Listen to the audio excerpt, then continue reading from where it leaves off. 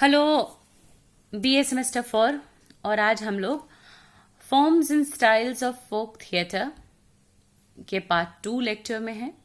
और आज हम लोग 3 और स्टेट्स के लेसर नोन स्टाइल या कम जाने जाने वाले लोक रंगमंच की शैलियों से परिचित होंगे। और इसके बाद जो आपका 2 मुख्य है यानी नौटंकी और स्वांग, उस पर मैं एक अलग अलग लेक्चर, अलग अलग वीडियो लेक्चर आपको लाकर दूंगी। तो ये आपको ध्यान में रखना है कि हम जो हैं वो इस प्रकार का कार्य कर रहे हैं कि जिससे हम forms and styles of folk theatre Kashmir, Bengal और महाराष्ट्र का जो है उस पर अपना नज़र केंद्रित कर रहे हैं। अब आ जाते हैं कि आपने अब तक क्या क्या देखा।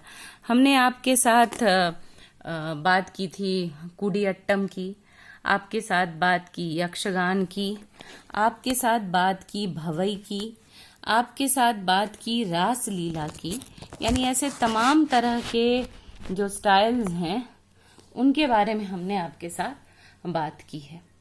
और आज जो हम लोग बातचीत कर रहे हैं वो बातचीत आपकी हिमाचल के करियाला के बारे में हमने बात की थी। तो इन पहाड़ी क्षेत्रों के भी कुछ, मतलब कश्मीर के बारे में आप बहुत कम जानते हैं, सिवाय आतंकवाद के कुछ और बताया नहीं जाता।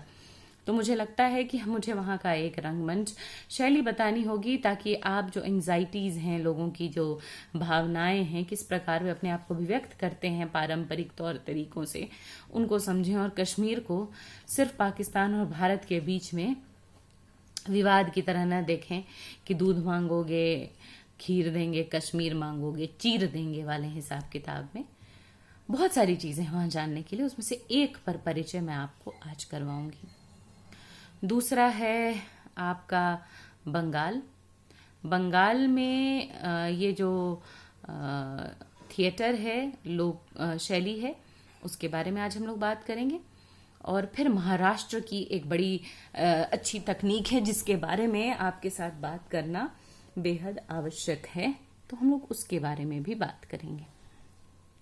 सो let's start our today's discussion with the folk theatre of Kashmir which is called Bhand Pather. Now, as you can see, Kashmir is an area which is very beautiful. And of course, it is for the larger part of the day, you can see that it is very cold. So, practicing any form of art in night is very difficult. You have to look at the climatic conditions also. So, it is believed that there was a large Hindu population there, which was somehow converted into Muslims, and they were Muslims. They got converted. And therefore, this amalgamation of Hinduism and Islam can be seen in the performance of Bhand Pather, and they are truly secular kind of people, and yet they are despised by the society and they are looked down upon. This is a very basic thing that is alarming about all these areas. So this is an important thing of folk theatre of Kashmir, which is called भांड पाथे। अब भांड का मतलब हम लोग समझते हैं। भांड का मुख्य रूप से ये एक बहुत, हिंदी में एक तरह से आप समझें कि भांड होना एक गाली देने जैसा बना दिया गया है। और आप देखेंगे कि हिंदू धर्म में कई बार लोगों को गालियां देनी हो तो कहेंगे कि भांड हो क्या। भांड का मतलब होता है कलाकार। आज आप कहाँ अमिताभ बच्चन को सदी के महानायक जैसी चीजें आप उनके बारे में कह रहे हैं, और एक ये लोग हैं जो परफॉर्मेंस करते हैं जिनके बारे में आप ये कह रहे हैं कि क्या भाई भांड हो यानी बुरे लोग हो। तो भांड का मतलब एक्चुअली एक्टर्स होता है, और पाथेर मतलब उनकी कहानियां, their stories that they want to tell. मैं आपको बता दूं कि भांड जो हैं कश्मीर के वो बहुत ही समझदार, इंटेलिजेंट, और कैसे बातों को प्रस्तुत किया जाए इसकी अच्छी जानकारी रखने वाले लोग हैं। ये जो शैली है भांड पाथेर की कश्मीर में, इसमें नाच होता है, इसमें गाना होता है, इसमें अभिनय होता है, इसमें दर्द की अभिव्यक्ति है, इसमें मजाक है, इसमें पैरोडी बनाई जाती है, यानी कुछ कुछ लोगों की नकल की जाती है। ये एक लोक नाट्य शैली है जिसमें कई बार मिथकीय कहानियों को भी कहा जाता है और कई बार वर्तमान सामाजिक व्यवस्था पर ये व्यंग भी करती हैं। आमतौर पर जो भांड होते हैं, ये चूंकि बहुत ज़्यादा ठंड पड़ती है या बर्फ गिरती है तो साल भर भांडों को काम नहीं मिलता, इसीलिए भांड जो हैं वो मुख्यतः कृषक हैं वहाँ के, और किसानों का एक बड़ा तबका है, मतलब बड़ा नहीं मैं कहूँगी, जो भांडों का एक बड़ा तबका है जो खेती किसानी करता है, और इससे ये एक एडिशनल इनकम करते हैं, साथ ही अपने अंदर के कला को निखारते भी हैं।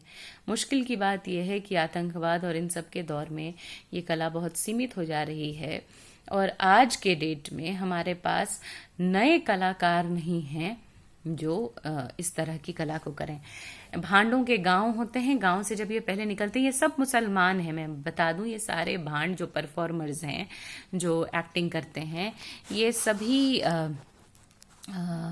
मुसलमान हैं, और इनको शुरू करने के पहले ये शिव मंदिर में, जो इनके पारंपरिक मंदिर हैं, मतलब मुसलमान शिव पारंपरिक मंदिर में एक विशेष तरीके से अपनी पूजा अर्चना करके और गीत गाते हैं, और इस समय बाहरियों का प्रवेश नहीं होता मंदिर में, और एक ऐसा समय ये बांध देते हैं मंदिर के अंदर जब ये स्वयं होते हैं, जिसमें आप समझ सकते हैं कि ऐसा लगता है कि स्वयं ईश्वर आकर इनको आशीर्वाद दे रहे हैं।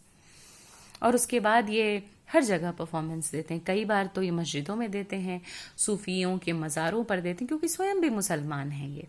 तो याद रखें, जब ये शुरू करते हैं तो बेसिकली ये शाम के समय होता है, बहुत लंबा नहीं चलता है, लेकिन शाम के समय ये शुरू होता है। और इसमें पहले एक नृत्य होता है जो मैंने अभी इससे पहले जो फोटो लगा के रखी थी, जिसमें ये घूम घूम कर छोक देते हैं, यानी ईश्वर को, ऊपर वाले को शुक्रिया देते हैं और उनको आह्वान करते हैं कि उनका आशीर्वाद रहे।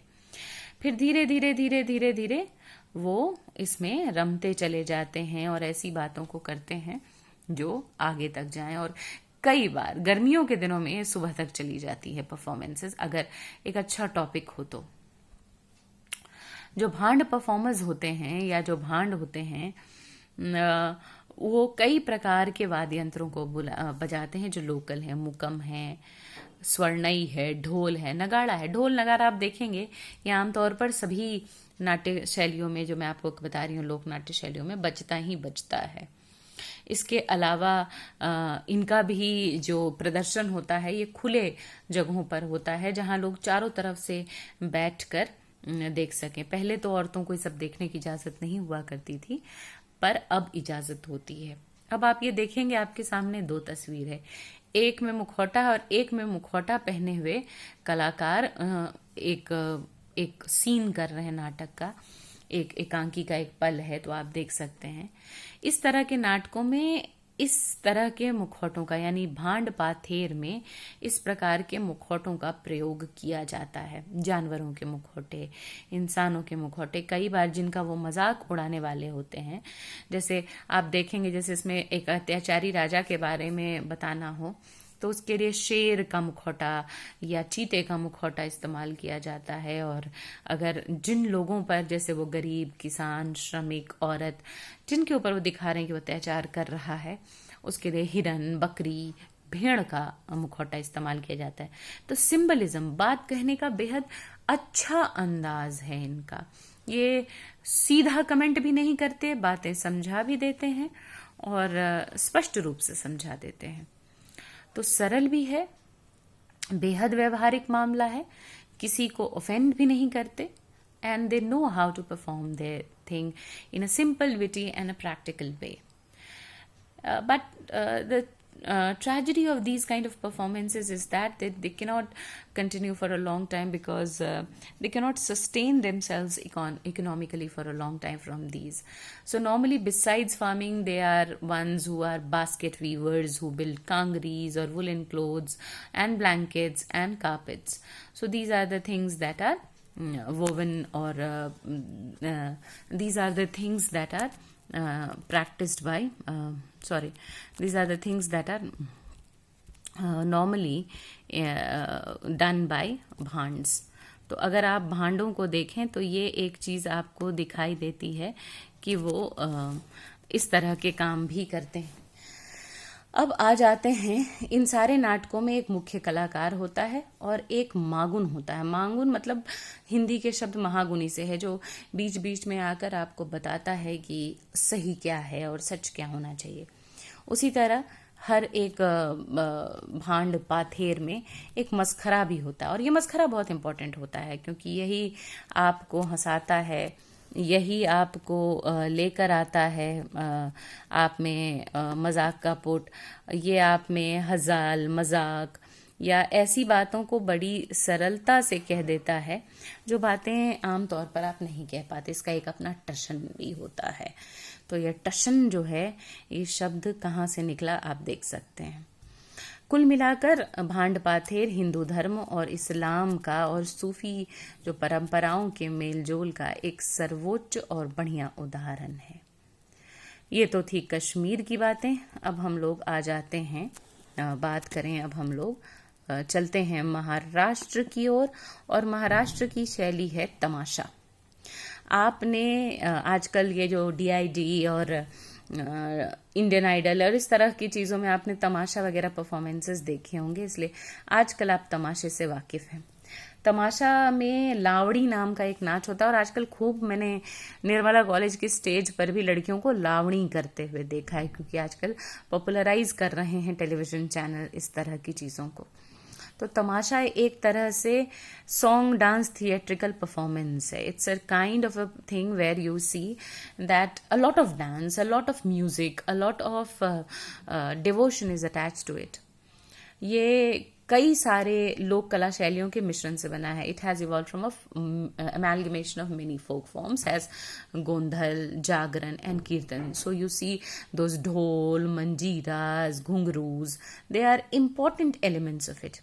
It is normally believed that in 18th and 19th century, when rulers came to rule India, so they started giving patronage to every kind of art that was native, every kind of things that were native, for basically indigenization and creation of a Hindu Badshaahi. And this art of tamasha rose to its pinnacle during the rule of Peshwa Bajirao II. आपको अब तक मैंने ऐसे ही तमाशों में, आपको ऐसे ही लोक रंगमंच की शैली बताया जहां महिलाओं के पात्रों को दूसरे लोग अदा कर रहे हैं, वो कुड़ियट्टम वगैरह को छोड़कर. लेकिन तमाशा एक ऐसी शैली है जिसमें महिला कलाकार होती हैं. लावणी और इस तरह के मुख्य जो नृत्य होते हैं, ये यही महिला कलाकार करती हैं. उनको मुड़की कहा जाता है. उनको ये शास्त्रीय संगीत का बहुत ज्ञान होता है. उनके नृत्य कला, पैर के जिस तरह की वो मूवमेंट करती हैं, वो बहुत बहुत ही मज़ेदार है. और मैंने कहा ना, ये डांस प्रोग्राम्स में आप देख सकते हैं. तो कई सारे उसमें भी चीज़ें बजती हैं, जैसे टुनटुनी बजती है, डुलकी बजती है, मंजीरा बजता है, डफ बजता है, हलगी बजती है, कड़ बजता है, लेजिम बजता है, हारमोनियम बजता है, और घुंघरू तो खैर वो मुर्की के पैर में बंधे ही रहते हैं. जो व्यक्ति इस पूरे तमाशा के नाटक कंपनी को लेकर चलता है, उसे फटकारी कहते हैं. और जब यहाँ भी जैसे हर एक थिएटर में आप देखिएगा, लोक रंगमंच की शैली में जब शुरू करना होता है तो ईश्वर का आह्वान करके शुरू करते हैं. तो यहाँ भी गणेश को बुला के उनकी वंदना करके गण गाते हैं और तब शुरू करते हैं. इन सारे कलाकारों में एक सबसे खराब बात है, चाहे वो भांडों की स्थिति हो जिसमें आज भी हिंदी में वो मजाक के पात्र हैं, या तमाशा में लावणी करने वाले लोग हैं, इन्हें वेश्याओं के जैसा या बड़े बुरे लोगों के जैसा या मजाक के पात्रों के रूप में देखा गया। इन्हें समाज में सम्मान नहीं मिला है, जिसके कारण आप देखते हैं कि लोक रंगमंच की शैलियां अब थोड़ा मृत प्राय हैं, मरनासन हैं, क्योंकि हमने इज्जत नहीं दी इन कलाकारों को। हम आमिर खान को और शाहिद कपूर को देखने के लिए, ईशान खट्टर को देखने के लिए हम लाइन लगा सकते हैं, लेकिन इन कलाकारों की तरफ हमारा रवैया ऐसा ही रहता है जैसे हम इनका मजाक उड़ा रहे हैं। एक और जिसका जिक्र अब मैं आपके साथ करूंगी वो है बंगाल का जतरा। अब जतरा क्या है ये आप समझें। अब जतरा का ही मैं एक महत्वपूर्ण तस्वीर और एकदम पूरा स्टेज क्रिएटेड है, लेकिन कई बार ये नॉर्मली मंदिरों के प्रांगण में होता था, लेकिन अगर न भी मंदिर के प्रांगण मिले तब भी ये जतरा का परफॉर्मेंस हो जाता था। ये एक पुरानी सी तस्वीर मुझे मिली है जो मैंने आपके लिए लगाई है। ये उड़ीसा में बहुत पॉपुलर है, बंगाल में तो खैर इसका जन्म ही हुआ है, और पूर्वी बिहार में भी जतरा खूब चलता है, वो इलाके जो बंगाल और उड़ीसा से सटे हुए हैं। तो 15वीं शताब्दी में जो भक्ति आंदोलन था, मूल रूप से जतरा का यही माना गया है कि चैतन्य महाप्रभु जिन्होंने वैष्णव धर्म की अलख जगाई, वो एक जगह से दूसरी जगह यात्रा करते थे और उसमें ढोल मंजीरा बजाकर नाच गाते हुए कृष्ण के जन्म की कथाओं को या कृष्ण की लीलाओं का बखान करते थे, और यहीं से शब्द आया जतरा या यात्रा। यात्रा का ही अपभ्रंश है जतरा। औपनिवेशिक काल में 19वीं 20वीं शताब्दी में कई जतराओं के द्वारा बंगाल में राजनैतिक अलख भी जगाई गई है। तो जो विश्व की प्रेम कहानियां हैं उनको जतरा में महत्वपूर्ण जगह दिया गया है। जतरा भी बाकी सारे लोक रंगमंचों की तरह बेहद सुरीला होता है। इसमें शुरू में तो सिर्फ नाच गाना और परफॉर्मेंस होता था, लेकिन अब तो इसमें डायलॉग भी बोले जाते हैं, इसके एक्टर होते हैं, और अब धीरे धीरे काफ़ी जद्दोजहद के बाद, शुरुआत में तो इसमें भी महिलाएं नहीं हुआ करती थी, लेकिन अब इक्का दुक्का महिलाएं जतरा में दिखती हैं। जतरा को बचाने के लिए बंगाल सरकार ने एकेडमी बनाई है, अकादमी बनाई है, लेकिन अभी बहुत बच रहा हो ऐसा तो नहीं कहते। इसमें बोल गायक भी होते हैं, इसमें ढोलक होता है, इसमें वायलिन होता है, इसमें बांसुरी होती है, और सबसे मज़ेदार बात है जतरा की, इसमें डबल सिंगिंग होती है। जैसे एक कलाकार, डबल सिंगिंग का मतलब होता है कि एक कलाकार गाना शुरू करता है, लेकिन जैसे ही वो शुरू करता है उसके पीछे पीछे और भी कलाकार शुरू से, तो एक लीड सिंगर और कोरस सिंगर्स के जैसे कई सारे कलाकार गाने लगते हैं। तो ये उसकी एक विशेषता है जतरा की, जो उसको एक पब्लिक अपील देता है। इनके वस्त्र जो हैं, costumes are dazzling and they are spectacular and they are full of colors and they put on heavy makeups and they are easily decked up. They also adore shiny weapons because they try to depict stories that are of mythological periods, so that is also that makes them important. And you normally see that jatra is, especially there is a season of jatras in Bengal and Odisha. It starts with the onset of Durga Puja today, as it is starting, so it will continue till the harvest season is there, or when the troops keep on traveling to the interiors of Bengal until and unless rainy season comes in, which brings havoc. So jatra is a very popular art form, and because in Bengal these art forms are given a lot of respect, so in comparison to other folk theatres, jatra is in a better position. Tomorrow I'll be talking more about in my next videos, I'll be talking about exclusively about Nautanki in one and Swang in other. Thank you.